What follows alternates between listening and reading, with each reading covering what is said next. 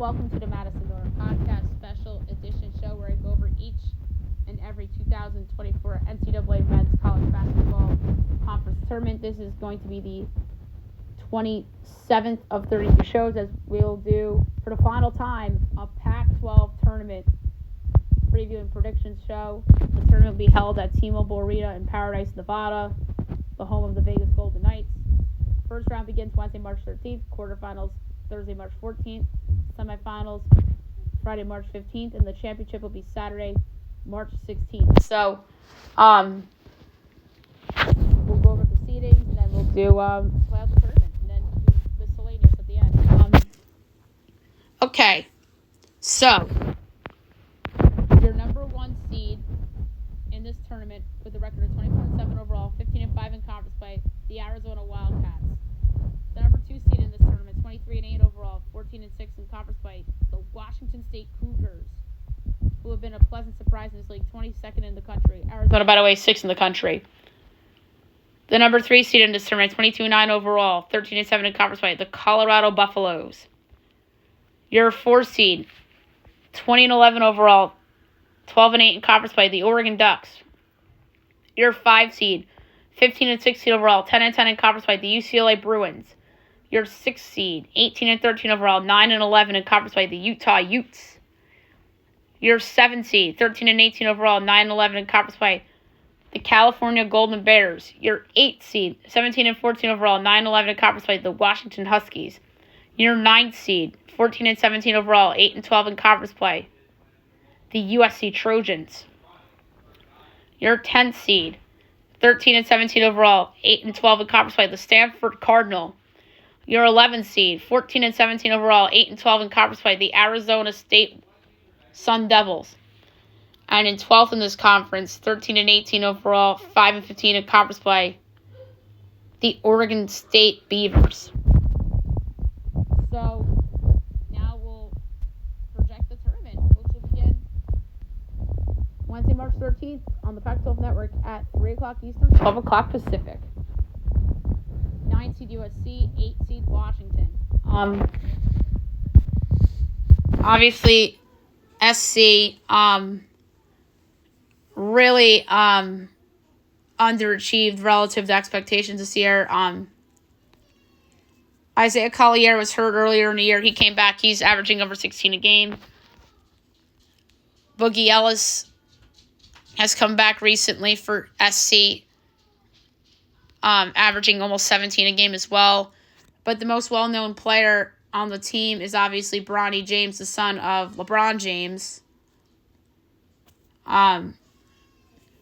We'll see how impactful he is. And then Washington has the best player on the court, though, in Keon Brooks at over 21 a game, meaning the best player of this season. Although the most talented player is probably Collier. I actually have SC favored by 1.5 to 153.5, so I'm going to advance the Trojans. Second of four first-round games. 12 seed Oregon State, 5 seed UCLA. Oregon State's terrible. They have a good scorer, though, in Jordan Pope at 17.6 a game. UCLA's underachieved relative to expectations. Kind of a rebuilding year.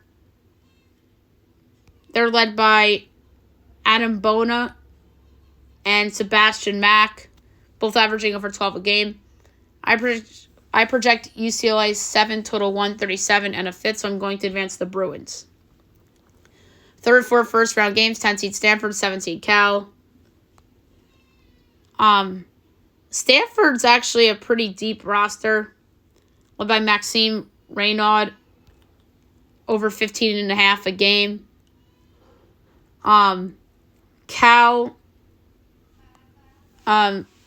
really hasn't played up to expectations.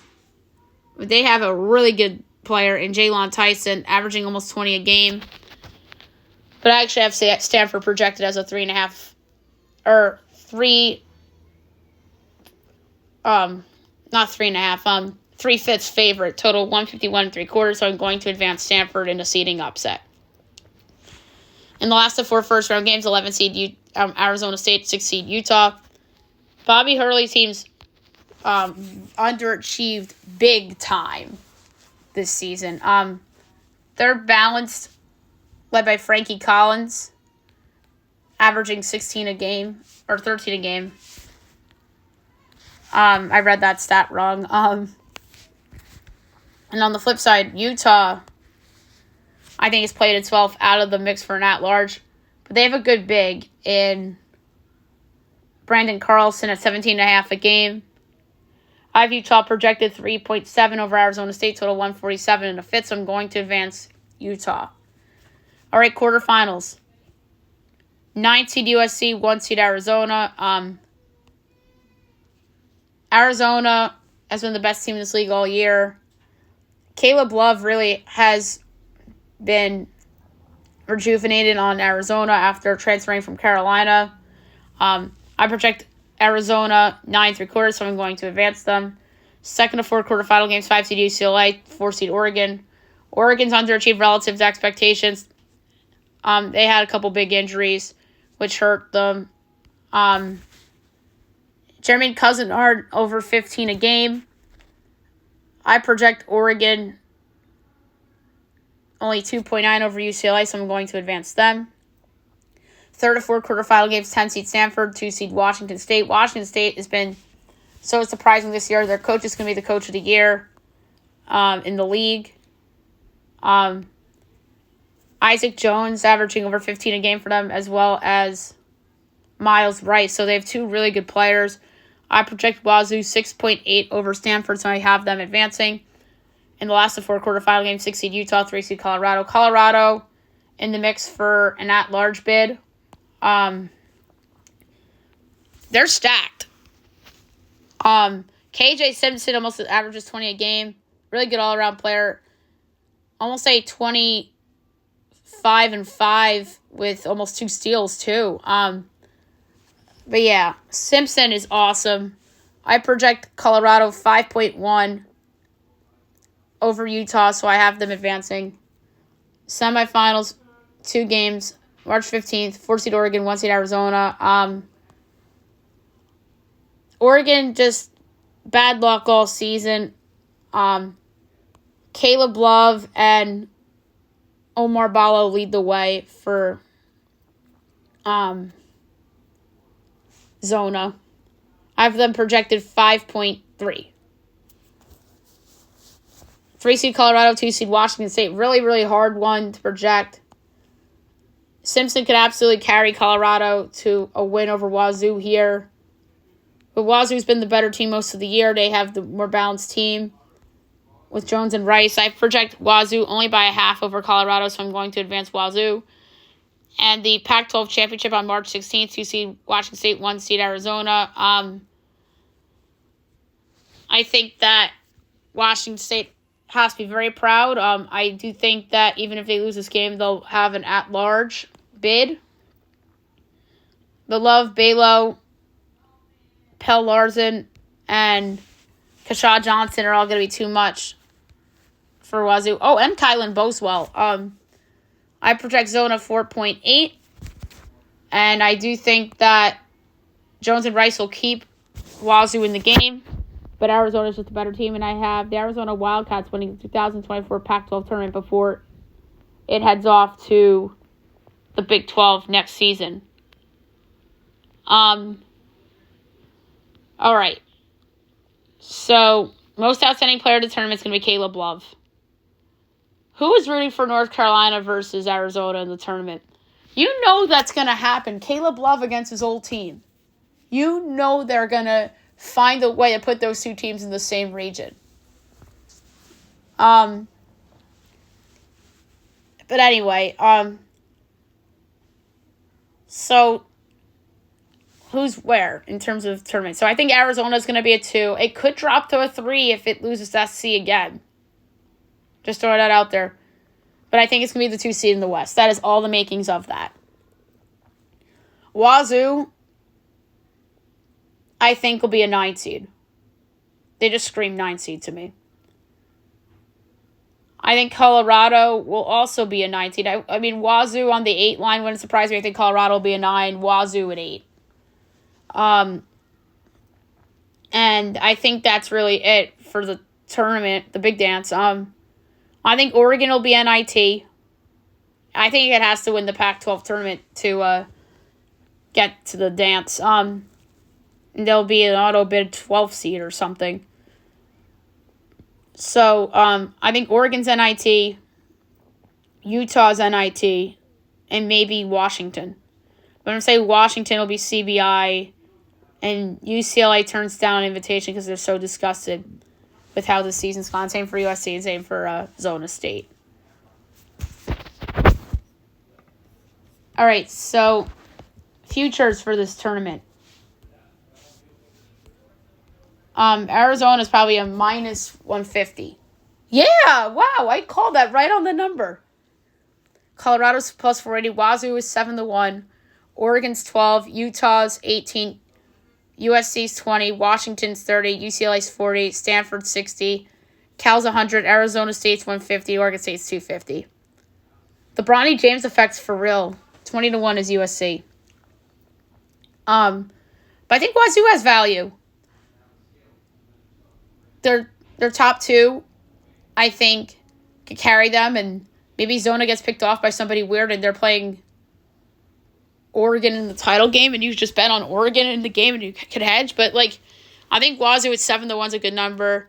Based on talent, I actually do think that SC does have some value at 20-1. So my two value plays, I would play Wazoo at 7, and I would give a heckle on SC at 20.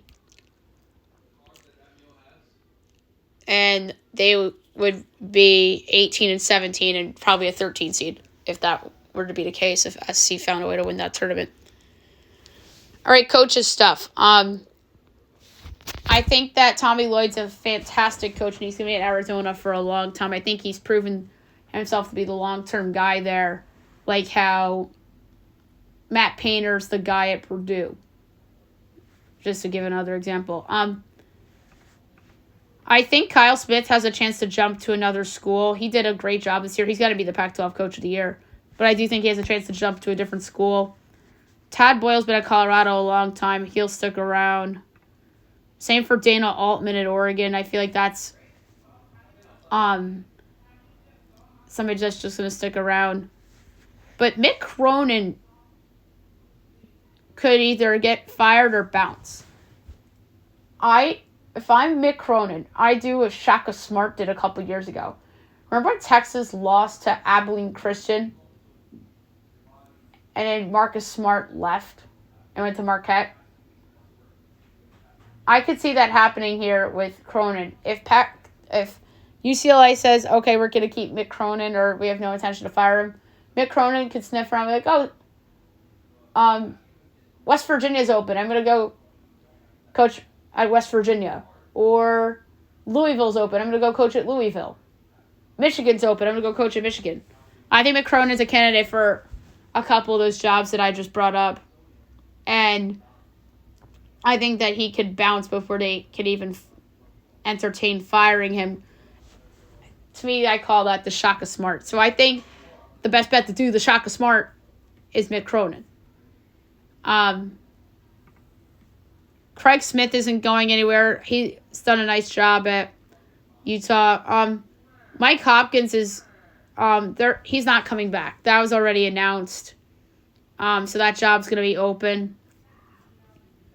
Andy Enfield underachieved relative to expectations this season. But I don't see him being on the hot seat. Or that could be another candidate to be the Shaka Smart. So this conference has two of those candidates. Hot seat. I think Bobby Hurley is sneakily in trouble. Or that he's another one that could be the Shaka Smart. If he's not fired, I think he could be the Shaka Smart. They were bad this year. They did make it last year, but they were bad 2 years ago. So, we'll see about Bobby Hurley. Wayne Tinkle, I think, is in trouble. They were bad last year. They're awful 2 years ago. So I think Wayne Tinkle's a coach in trouble. Mark Madsen's in year 1, so he's not going anywhere. And how is Jared Haas still at Stanford? Someone explain this to me. To me, he's the coach on the hottest seat. It's not even close. I'm surprised he's still there. Yeah, so Jared Haas is on the hottest seat, and I think that Mick Cronin, Andy Enfield, and Bobby Hurley all have a chance to be the Shaka Smart of a couple years ago, where you're kind of flirting with the hot seat, but get out while you can, kind of like Shaka. So we'll see about that. All right, so there you have it for the Pac-12. Next up will be the SEC.